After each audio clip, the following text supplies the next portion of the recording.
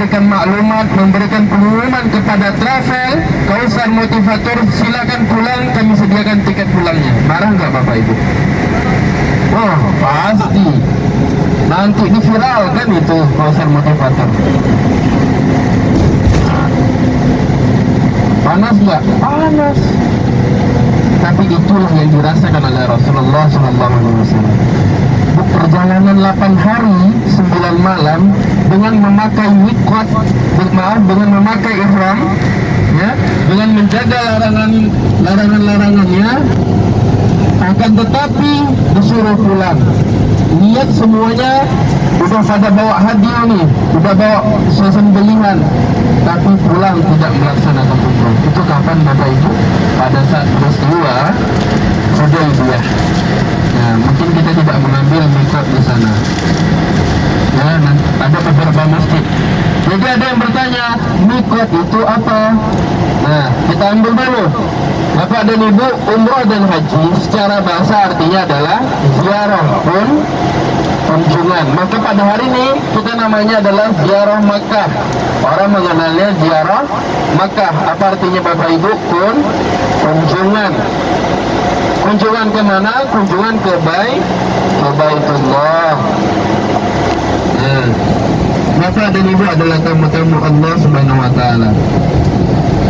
Bapak dan Ibu yang kami muliakan, belum daripada itu, ketika Rasulullah SAW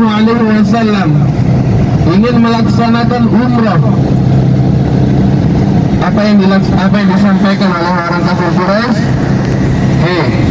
Kalau kalian mau melaksanakan umrah, pergi tahun depan, jangan sekarang. Udah siap-siap, udah mendirikan segalanya, tapi disuruh pulang. Nah, kita alhamdulillah masih di dalam bis, masih bisa menunggu. Suasana yang berada di luar itu panas, kita dalam keadaan dingin. Mereka, para sahabat, Bapak dan Ibu, dalam keadaan panas.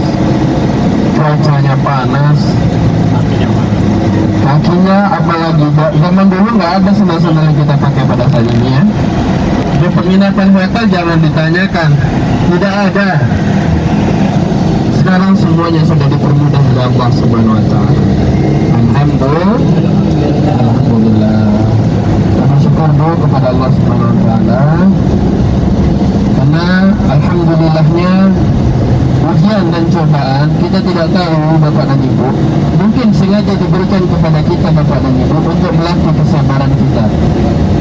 Sengaja Allah pilih dari seluruh grup yang ada pada hari ini kita yang mendapatkan ujian. Tapi karena Allah ingin menguji kita, ini orang kuat enggak? Setelah saya uji masih mau melaksanakan umrah atau udah ngedumel dalam hati kayaknya enggak lah. Kalau masih semangat, alhamdulillah. Kalau nggak semangat, ayo disemangatkan lagi. Jangan berpikir untuk besok lah. Jadi Bapak dan Ibu, dan juga pada saat City Tour ini diniatkan baik-baik. Ketika Bapak dan Ibu sanggup melaksanakan umrah, ya monggo. Kalau enggak, jangan dipaksakan. Nanti ujung-ujungnya membayar dan denda atau dam. Dam itu artinya darah mengalir. Damun, blood bahasa orang apa namanya itu? Texannya South Africa manggilnya blood. Nah, jadi Bapak dan Ibu yang kami muliakan karena Allah Subhanahu wa taala, kalau rasanya tidak sanggup, maka dalam hati jangan melaksanakan umrah. Ketika miqat telah diambil, maka tidak ada lagi kata-kata untuk tidak melaksanakan atau tidak menunaikan umrah. Sama seperti sholat. Bapak dan Ibu, sholat tahajud itu sunnah. Ketika Bapak dan Ibu sudah berada di kondisi ruku, itu boleh lagi nggak? Boleh, nggak jadi sholat tahajud masih ngantuk. Bisa nggak Bapak Ibu? Harus diselesaikan, tunaikan dahulu. Begitu niatnya. Apa niatnya? Maka tunaikan. Nah, sama seperti mengucapkan salam adalah sunnah, maka menjawabnya adalah wajib. Jadi Bapak dan Ibu yang kami muliakan karena Allah Subhanahu wa taala, miqat artinya tempat mengambil. Miqat itu dari kata waktu Bapak Ibu. Miqat itu artinya kalau dalam sirahnya itu dalam masalah tempat, ismun zaman wal makan. Seperti masjid dari kata sajadah yasjudu, sajadah. Masjid tempat orang-orang yang bersujud. Miqat dari kata waktu, ismun zaman, ismun makannya miqat, tempat orang mengambil waktu. Waktu apa? Waktu melaksanakan umrah. Nah, Bapak dan Ibu yang kami muliakan karena Allah Subhanahu wa taala, telah Rasulullah sampaikan 14 abad yang lalu, miqatnya orang Indonesia, Hindi itu seputaran Bangladesh, India, Pakistan, dan pokoknya orang, kami menyebutnya komunitas IPB. Pernah dengar Bu komunitas IPB? India, Pakistan, Bangladesh, komunitas IPB. Jadi tarik sampai ke Indonesia itu mengambil miqatnya di Yalamlam. Nah, kalau orang-orang yang berada di Irak sana, kemudian dan sekitarnya Riyadh, Qatar, itu mengambil miqatnya di Masjid Zulfulaifah, daerahnya bernama Taif. Kalau Bapak dan Ibu umrohnya Madinah dulu, maka mengambil miqatnya di Bir Ali. Ya, mungkin sudah pernah melaksanakan umrah, tahu tempat Bir Ali itu di dekat Madinah. Nah, atau besok kalau kita ke Madinah saya akan tunjukkan di mana Bir Ali. Jadi orang-orang ahlul Madinah mengambil miqat di Bir Ali. Kita mengambil miqat di mana Bapak Ibu? Kok Jarona? Kok Yalamlam? Nah, kita mengambil miqat ke mana Bapak Ibu? Kenapa kita mengambil miqat di Jarona? Miqat orang Indonesia itu di Yalamlam loh. Nah, kenapa? Karena Bapak dan Ibu sudah menetap sekitar 3 hari di sini, maka dihitung Bapak dan Ibu sekarang adalah orang-orang Mekah. Nah, jadi sekarang Bapak dan Ibu dihitung orang Mekah. Tinggal kalau ditanya kamu orang mana, saya orang Mekah. Kan enak pulang, saya bukan orang Indonesia, saya orang Mekah. Jadi Bapak dan Ibu yang kami muliakan karena Allah Subhanahu wa taala, makanya kita mengambil miqat, perbedaan pendapat ulama dan perbedaan pendapat daripada Imam Fikih. Imam Syafi'i mengambil miqat di Ju'rana, Syafi'i dan Hambali. Maliki dan Ahmad, Maliki dan Hanafi, Maliki dan Hanafi itu mengambil miqat di Masjid Tan'im atau Masjid Sayyidah Aisyah. Nah, jadi ada banyak tempat mengambil miqat di sini. Oke, baik, kita akan menunjukkan saja ya. Lihat gunung yang paling atas itu Jabal Sur. Jabal Sur atau orang di sini menyebutnya Jabal Sur. Ya.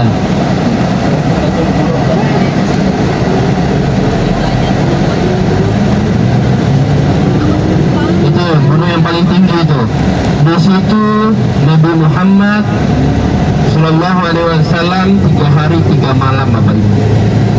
Jumat 1 minggu malam Senin berangkat ke Madinah.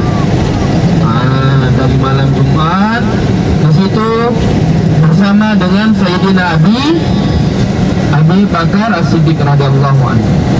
Bapak dan Ibu perlu diketahui juga, Jabal Sur ini adalah tempat yang sangat curam. Sebelum sekarang ya, kondisi berbatunya sangat runcing di sekitaran itu. Sekarang udah diletak tangga oleh pemerintah Saudi. Alhamdulillah. Mungkin lain kali Bapak dan Ibu mau mengambil umrah, itu ambil paket yang 15 hari biar lama, biar banyak kosong kan, bisa bagi gunung. Di sana Jabal Sur, Bapak dan Ibu 24 jam juga tidak pernah kosong. Nah, ada yang mulai daripada pagi, kemudian siang pulang. Ada yang mulai daripada siang, sorenya pulang. Bakar. Kenapa Bapak Ibu? Rasulullah sampaikan kepada Sayyidina Abu Bakar, "Wahai sahabat karibku, aku akan memanggilmu, bersiaplah." Ya, Rasulullah menyampaikan seperti ini, tidak ada tanggalnya, tidak ada waktunya. Apa kata Sayyidina Abu Bakar? Bapak Ibu, sami'na wa ata'na. Aku dengar dan aku patuh. Terserah Rasulullah memanggil kapan aja. Ustaz, lebih enak hidup di zaman Rasulullah ya, langsung surga jaminannya. Enggak juga Bapak Ibu, kita belum tentu berada di posisi Rasulullah atau kita berada di posisi Sayyidina yang berada di pada golongan murtadin atau golongannya Abu Jahal. Kita belum tentu keimanan kita sekuat mereka. Bisa jadi iman kita renyuh, iman kita tidak kuat, kita malah terpihak kepada Abu Jahal dan para pengikutnya. Betul Bapak Ibu? Nah, maka Bapak dan Ibu, kita harus syukur kita berada di zaman ini. Kita kalau hidup di zaman Rasulullah belum tahu Bapak Ibu. Seperti Sayyidina Bilal bin Rabah, keimanannya bagaimana Bapak Ibu, dilemparkan batu. Bapak dan Ibu bisa melihat batu yang di sekitaran ini, batu yang seperti itulah yang dilempar ke tubuh. Tinggalkan agama Muhammad katanya. Enggak, Rabbul Ahad, Tuhan Tuhannya satu. Ini bukan Lata, bukan Uzza dan sebagainya. Ahadul Ahad kata Bilal bin Rabah. Nah, apakah keimanan kita akan goyah zaman itu? Kita belum tahu Bapak Ibu. Kita lihat peristiwa di Kalimantan saja, iman saja dijual dengan kardus Indomie. Betul Bu? Iman kita dijual dengan kardus Indomie. Jadi Bapak dan Ibu yang kami muliakan, selanjutnya kita akan mengunjungi Jabal Rahmah. Ini Masjid Rajhi ya. Ibu dan Bapak kalau ngambil ATM pernah lihat ATM Ar-Rajhi? Ya, Ar-Rajhi itu orang tajir di Saudi. Dia punya masjid, hampir 1000 masjid di sekitaran Saudi. Ini salah satunya. Jadi pada saat bulan puasa ini sangat penuh. Dikarenakan apa? Seperti Indonesia Bapak Ibu, banyak bukaan gratis. Jadi ramai orang di situ. Nah, ini Masjid Ar-Rajhi tadi itu ya. Kemudian ATM-nya juga dikenal ATM Ar-Rajhi berwarna biru. Nah, Ar-Rajhi-nya kemana? Sudah dipanggil sama Allah, tapi masih ada sisa-sisa sedekahnya kepada cucu turunannya yang tidak pernah habis. Nah, jadi Bapak dan Ibu, ini tidak ada masuk dalam sejarah, fikih dan sebagainya. Saya hanya informasikan kalau kendaraan di sini Bapak Ibu lihat mobil semua, itu bertanya kan, bertanya-tanya lah Bapak Ibu, kenapa mobil semua di sini? Karena motor di sini sangat sangat mahal pajaknya. Jadi di sini sistem di Saudi, ketika Bapak dan Ibu membeli sebuah kendaraan itu, setelah itu tidak ada pajak per tahunnya, nggak sama kayak di negara lain. Ya, kalau di negara lain kan seperti itu Bapak Ibu, pajak setiap tahun, ya belum pajak ini, belum IMB dan sebagainya. Jadi jalan heran nanti kalau di jalan melihat BMW itu berdebu, penyot-penyot dan sebagainya. Kalau di Indonesia kan udah dirawat banget tuh. Nah, kayak sekelas BMW, Porsche itu kayak mainan di sini. Negara-negara Arab itu kan nganggap mobil ini kan kayak sekedar saja. Yang paling mahal itu apa di sini Bu? Plat 102, 03, cuman satu digit itu yang paling mahal. Yang dibanggakan orang Arab itu plat, bukan mobilnya sekarang. Karena mobil udah banyak orang mereka punya. Ini tidak ada masuk dalam sejarah Bapak Ibu, cuman cerita ini aja ya. Selingan.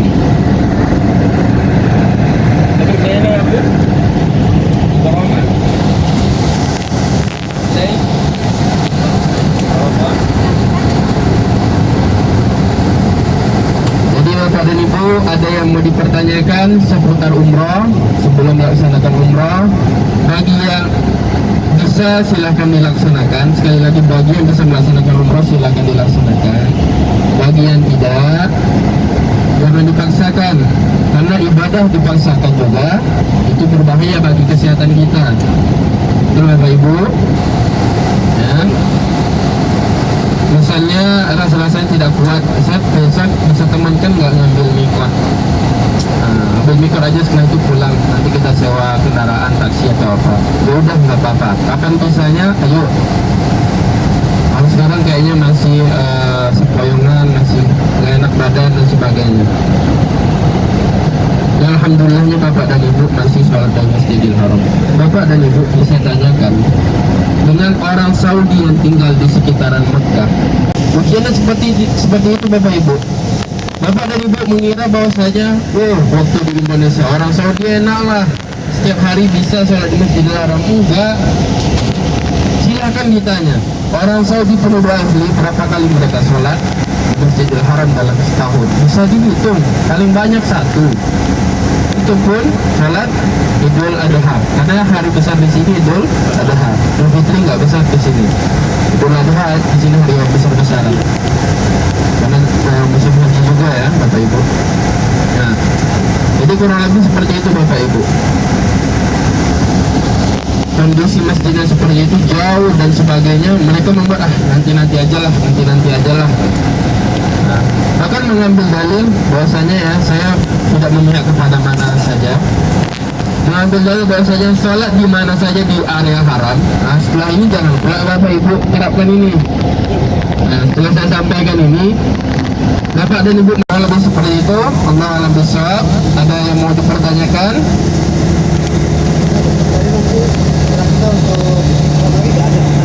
Gimana?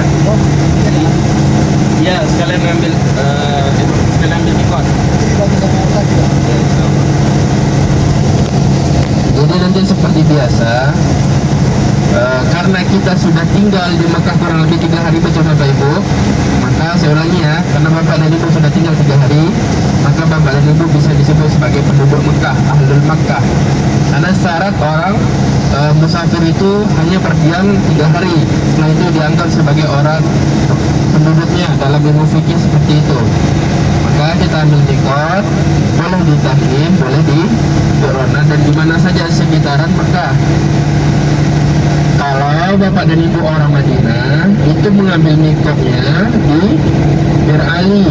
Bir Ali itu berapa jaraknya? 500 kilo dari sini. Jauh, memang jauh Bapak Ibu. 500 kilo wajar ditempuh pada zaman Rasulullah itu selama 8 hari 9 malam. Karena apa Bapak Ibu? Karena kondisinya jalannya naik turun bukit, naik turun bukit, naik turun gunung, naik turun gunung. Sekarang sudah lurus, enak. Pakai ihram, jalan kaki bersama para sahabat, naik turun gunung, naik turun gunung. Bayangkan betapa hebatnya mereka. Tidak ada hotel, tidak ada kedai, tidak ada warung, tidak ada jalan kalau malam. Jadi memang luar biasa peradaban setelah itu. Setelah Rasulullah ada di Mekah dan di Madinah, kita bisa lihat sekarang bagaimana kemajuannya.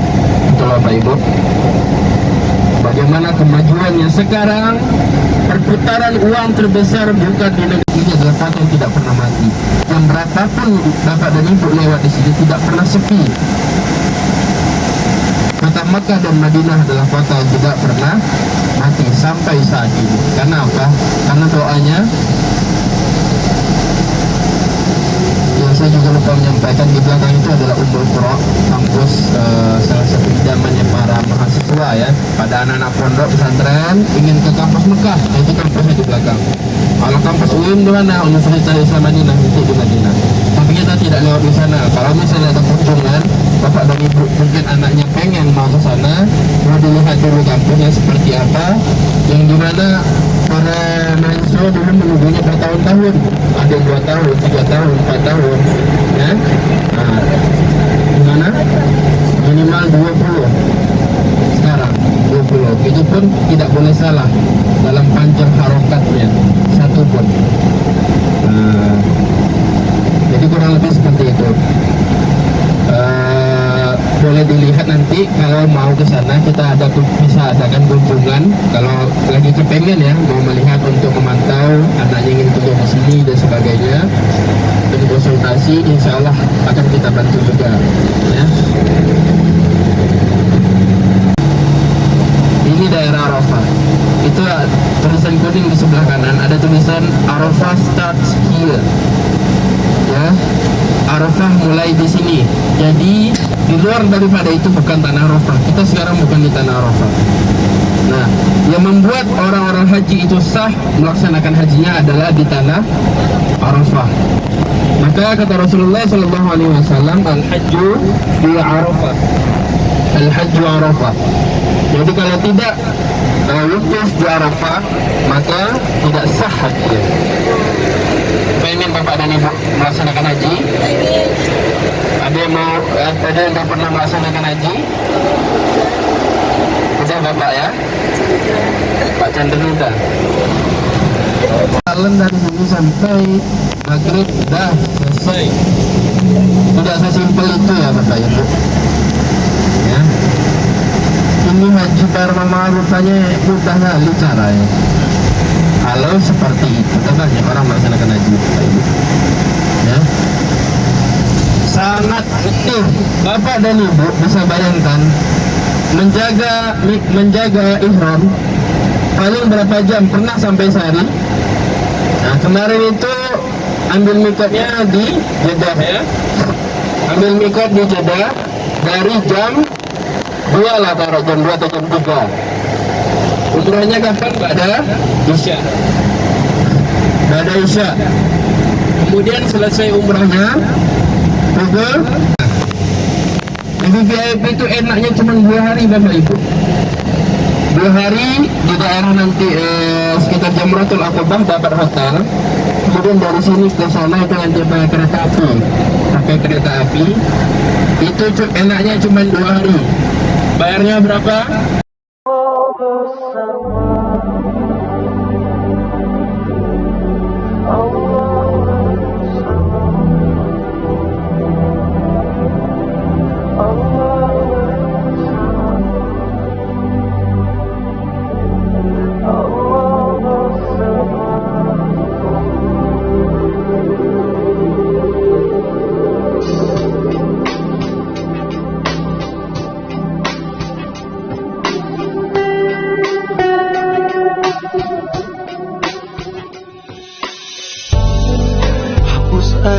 Setiap tahun upgrade, setiap tahun ada pohon. Dulu tidak ada pohon dan tidak ada apa-apa.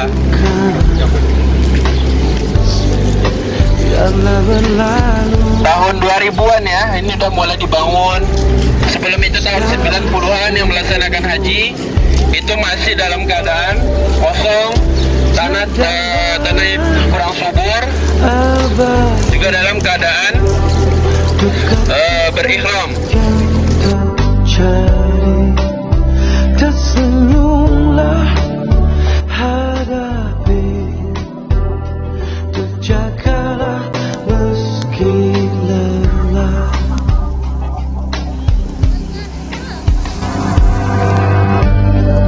Waktu kan berlalu bersama dirimu, akan jadi indah cerita duka di masa lalu. Tiadalah abadi duka cita yang terjadi. Tersenyumlah hadapi, terjaga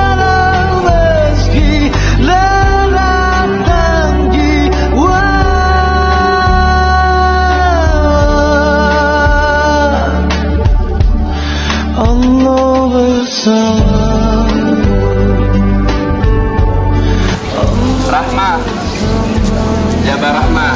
Daerahnya bernama Arafah. Jabalnya Jabal Rahmah, jangan kebalik, bukan Jabal Arafah.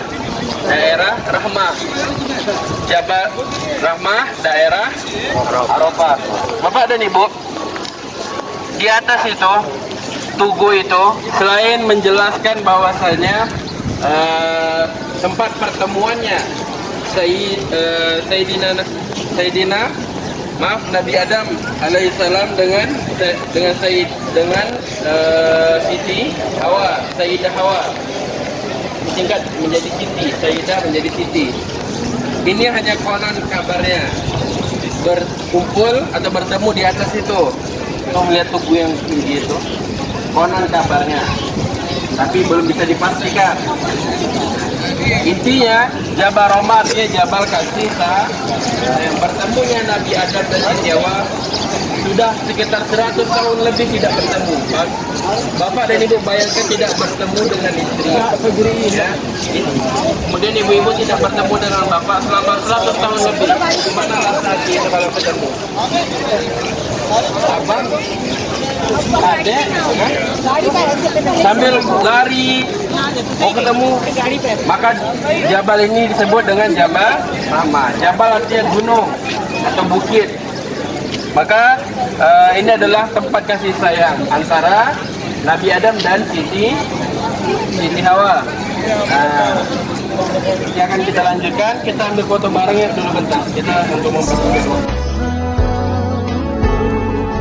2, 3, motivator. Motivator.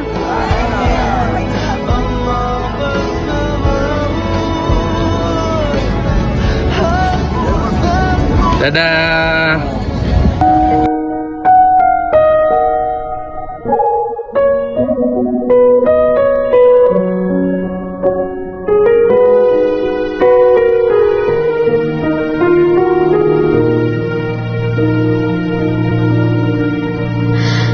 Ku menetap dalam kelam, tiada yang bisa kulihat selain hanya namamu, ya Allah.